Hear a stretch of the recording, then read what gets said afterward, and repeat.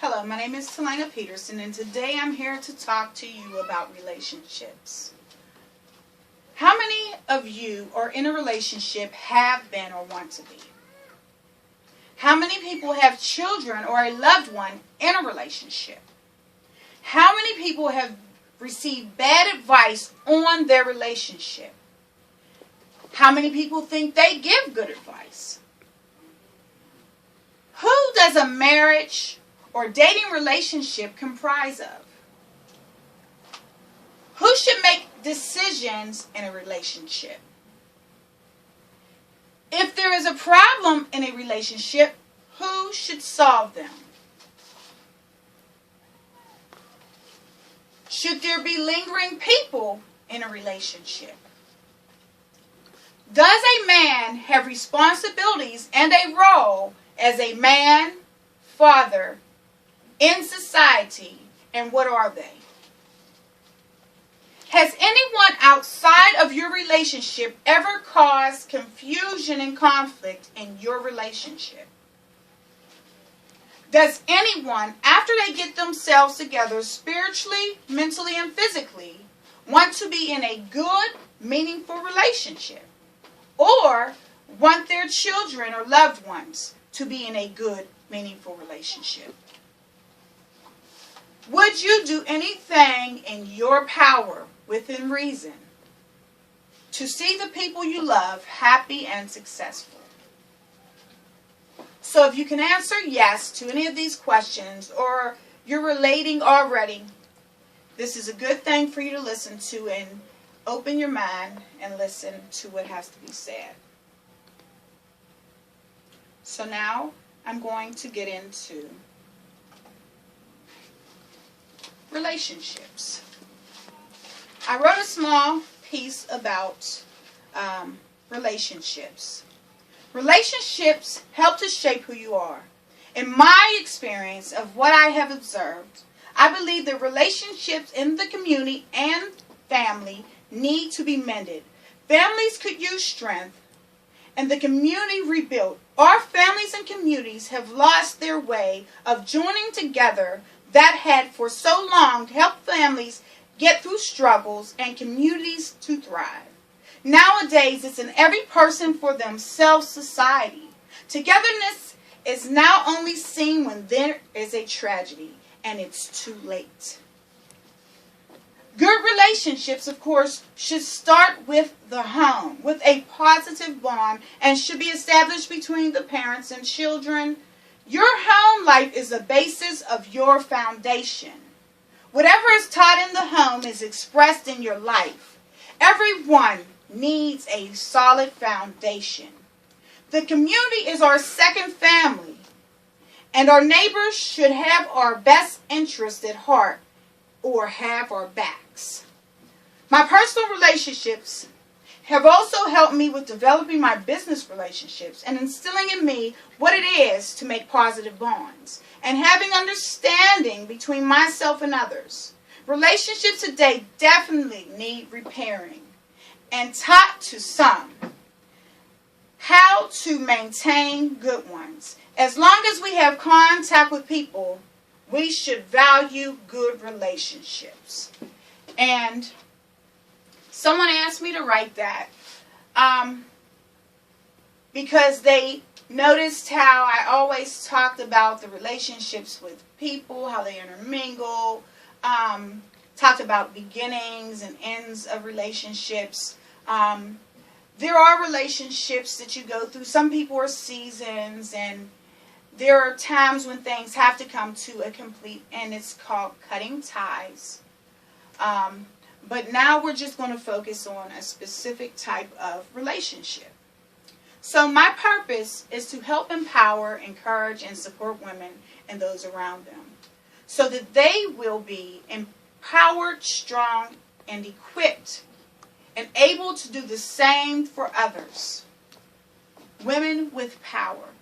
To create a new pattern, a chain reaction, and to kill the stereotype that women hate each other, specifically minority women, and are not supportive of each other. The majority of women never reach their heights of success at the hands of other women, not to ignore the other factors of gender, race, etc. When women are empowered, they gain confidence, and it does wonders for their self-esteem. An empowered woman will want to surround herself with only positive people. When you consciously make changes, your heart and your life change too. So even if you only affect one life, and that life only affects one life, and so on, that's great because we have made progress. We need that ripple effect to start somewhere. One thing, women have to stop scrunching their faces up when another woman enters the room, looks good, or is doing well, or just for the fact that they just exist. As soon as you notice yourself being hateful or making someone unhappy or uncomfortable, stop yourself. It's not a good thing, and it's not a good look on yourself. From now on, every time you see another woman, she speaks, or hear that something good is happening in her life, smile and be happy with and for her. Every time another woman enters the room, smile and compliment her on something, instead of cutting her up with your eyes, thoughts, and words. Be appreciative that you have at least one thing in common. And believe this, what you are thinking always shows on your face. I just recently wrote this to some people I'm socially networking with. Ladies, you are not in constant competition.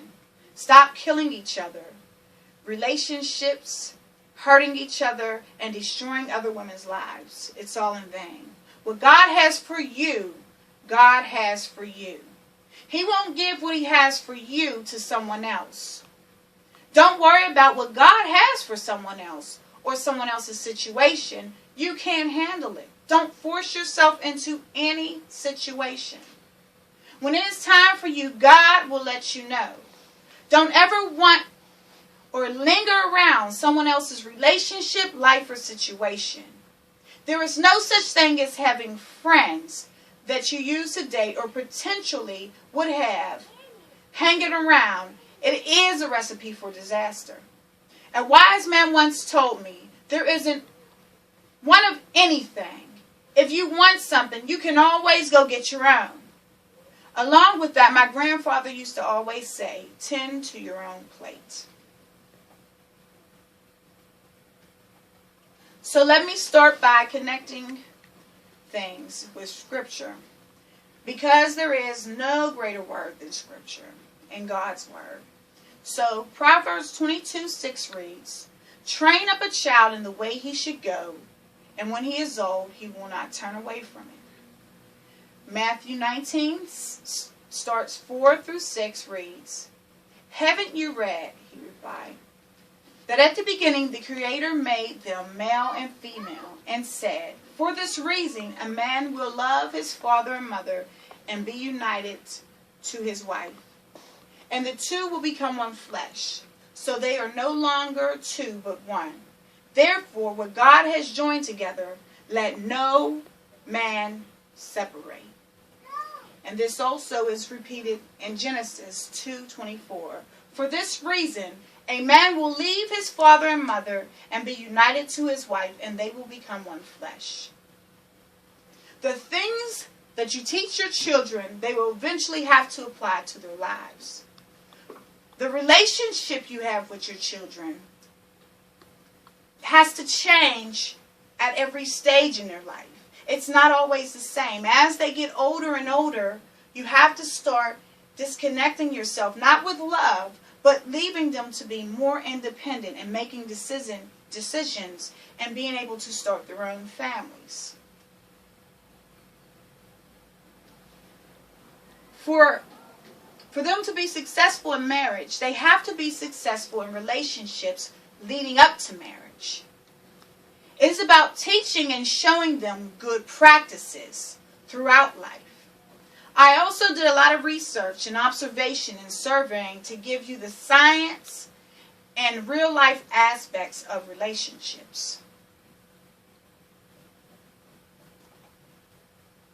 So, the focus today is the mother, son, significant other. Today my focus is mother, son, significant other, and touching slightly on women-to-women relationships. So the first thing people want to know, and everyone should know, well, what is a relationship? It is the way which two or more concepts or people are connected, or the state of being connected. What is a dating or marriage relationship? It involves only two people working together as one with the hopes of a long-term, meaningful, and good relationship. So what is a good functioning relationship? A good or well-functioning relationship has strong communication, thoughtfulness, understanding, set and respected boundaries, and is not one-sided. A collaboration, eliminating non-significant people and elements out of your connection. Basically, it's being on the same page with the two people. What is an unhealthy relationship? When one or more of the individuals in the relationship are being ignored, treated meanly, disrespected, controlled, manipulated, cheated on, lied to, excluded from decisions making, disregarded, made felt insignificant, or suffering from any type of abusive behavior, whether it be emotional, verbally, or physically. Action speaks volumes. Because some people have seen or been a part of these types of healthy relationships throughout their life, they aren't acknowledging or being aware of the fact that they are unhealthy relationships. They are extremely toxic and becoming a pattern repeated in the people's lives that observe them, mainly the children. Unhealthy relationships are not okay or normal. You can be with someone who will treat you the right way and respect you, and will not have other people involved in your relationship. It is never okay to be in or put someone in an unhealthy situation or relationship to make someone else feel uncomfortable. They are stressful and damage lives and several other relationships generationally.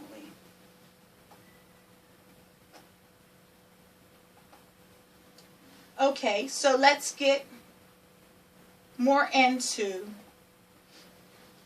the mother, son, significant other, common situation or relationship. It is the most directly and indirectly impactful and sets wave effects into generations to come. Every man has a mother. The mother should teach their sons how to properly treat and interact with women with respect and love from a woman's perspective, as a father teaches them how to be a man. The unhealthy relationship usually involves minority women who subconsciously and sometimes consciously destroy their son's relationship with good women or a potentially good woman. The mother usually has a void from past men or their own father. Then they make their sons live up to what the voluntary man or man didn't, couldn't, or wouldn't do in their life. They make their sons feel guilty about being a husband, father, or partner and leaving her alone. They keep the ex-females around when the son has moved on. Encourages the son to engage with females who are not long-term or of poor morals and not the best suit for their son, so that their son will always come home to mama.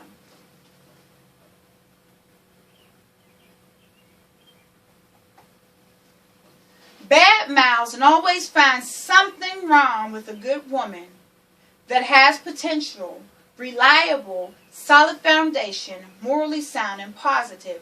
And good woman It's what the man feels the good woman is, because it's his life and his decision and his relationship. So if it's the woman who he feels is the good woman. Guilt the son into putting her, his mother, before the significant other and or children. Always tries to give the son advice on his life and relationship. But the best thing for him, or any of your adult maturing children, is to practice good decision making and work things out with the other person or on their own. They usually have a tendency to allow their sons' exes to linger around and stay in contact. The mother should make a clean break or separation, as well as the son. Unless children are involved, of course. Be bold. Be supportive of your son and his choices. If the ex doesn't get it, boldly and supportively say, with all due respect and respect to my son's relationship has ended with you. So it would not be fair to my son for me to continue a relationship with you. It is extremely uncomfortable for my son and his new mate to constantly having to see you, be bothered with you, hear about you, or even know that you are lurking around.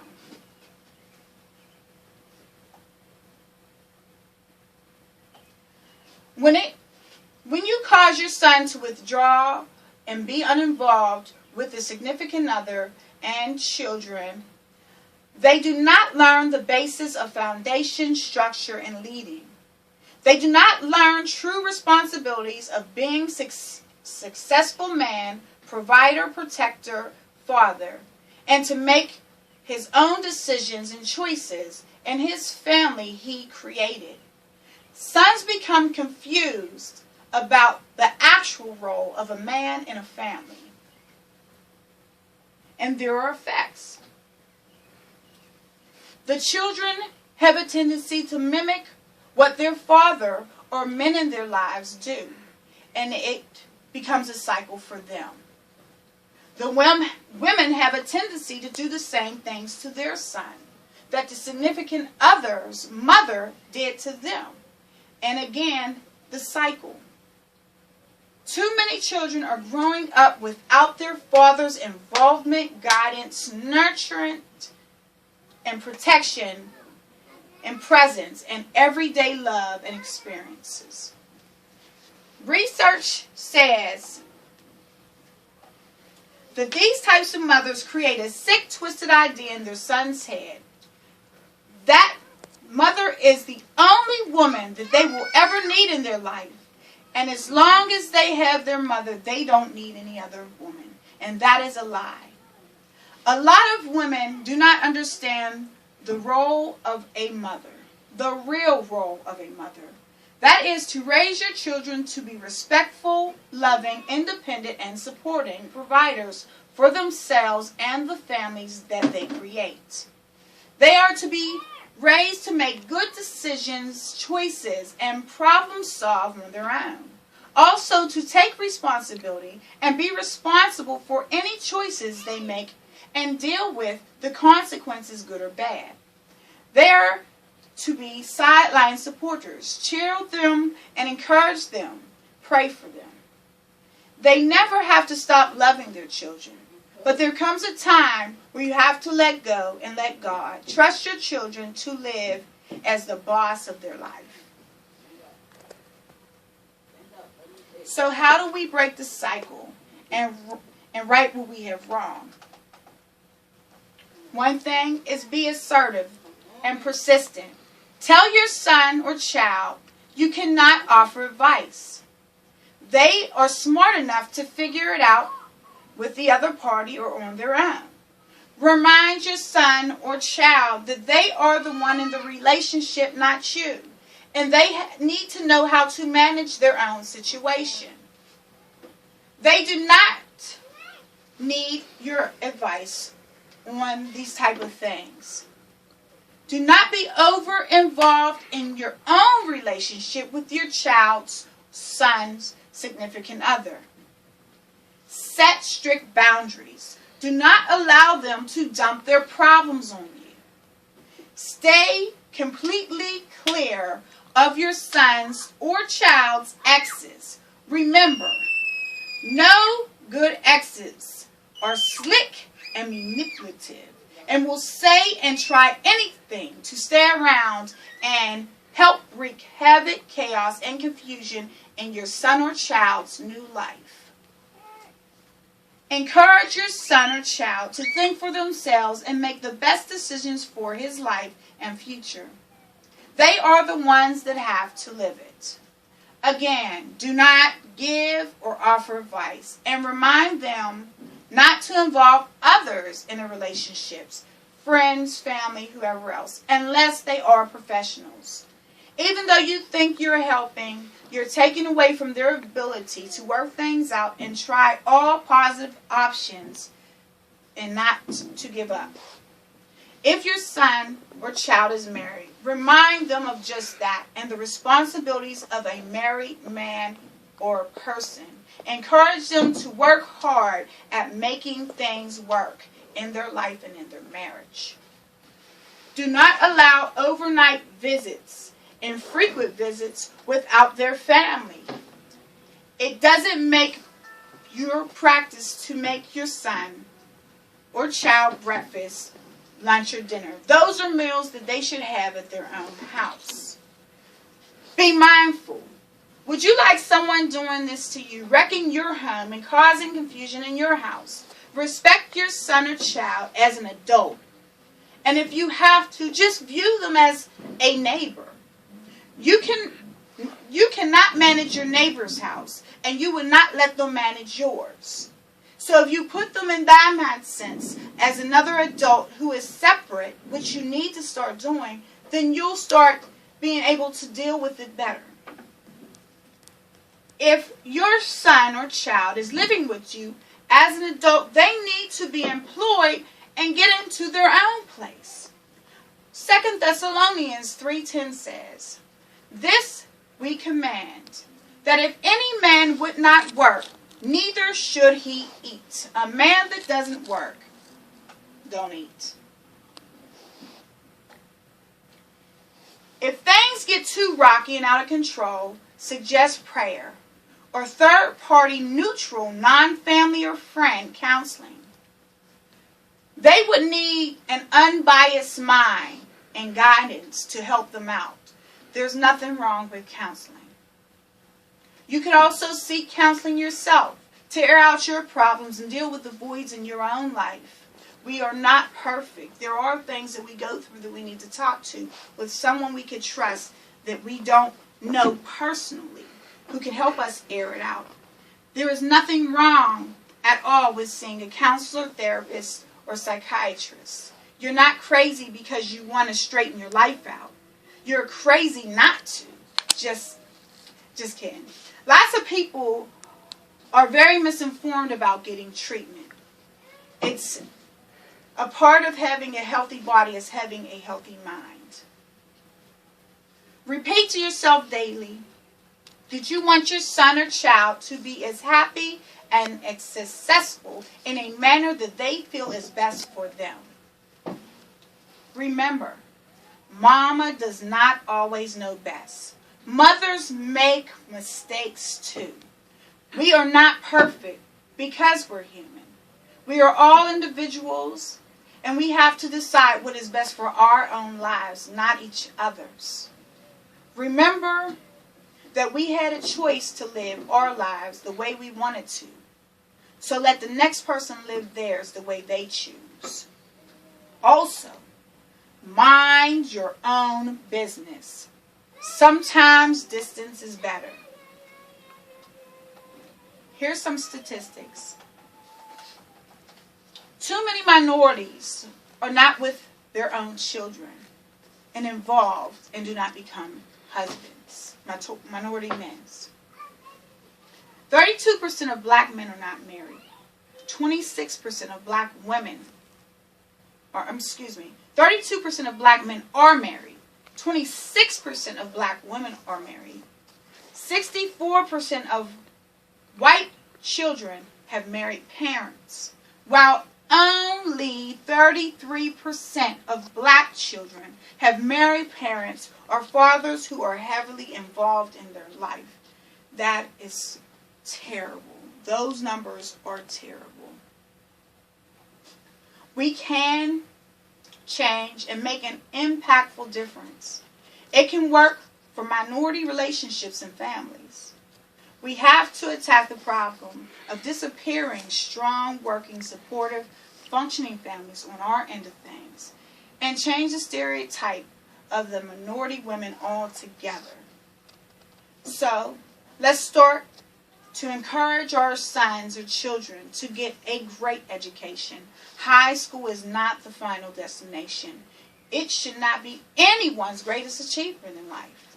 Instill that having an honest and worthwhile career or job is essential. We are responsible, so be responsible.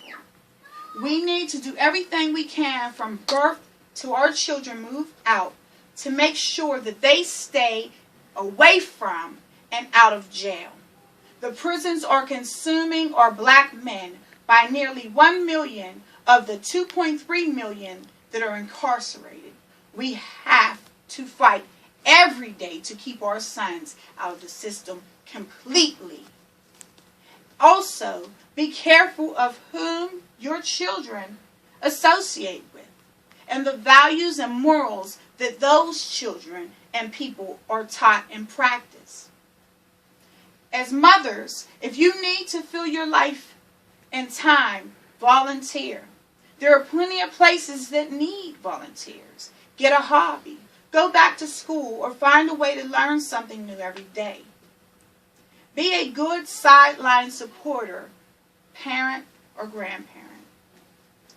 It is never too late to get back on the right track. It may hurt at first, but the outcome will become beneficial to everyone. Even if you have hurt people in the past or destroyed relationships in the past, you can still do the right things. You can apologize or just silently change things and make things better. Children need our support. They need us all hovering around them to help them grow and learn and become better, productive adults. We want them to lead our society.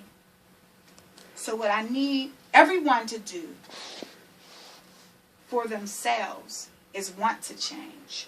Be positive and kind to other women. Stay out of other women's affair and business. If you're a mother who allows the exes to hang around, change that. Cut ties with them. Every time you come in contact with another woman, find something to compliment about. Smile as soon as you see another woman enter the room or coming your way, especially minority women. Call your son or child and encourage them and congratulate them on the good decision that they have made already in their life. Remember to let everyone live their own lives and enjoy yours. Just because someone in your family doesn't mean you have to be nice to them. Just because someone is in your family does not mean you have to be nice to them or put up with their nonsense or foolish behavior. If you feel that someone is wronging you, you can be smarter. You don't have to be a fool and continuously let someone bash you and mistreat you. Step away. Address it and step away.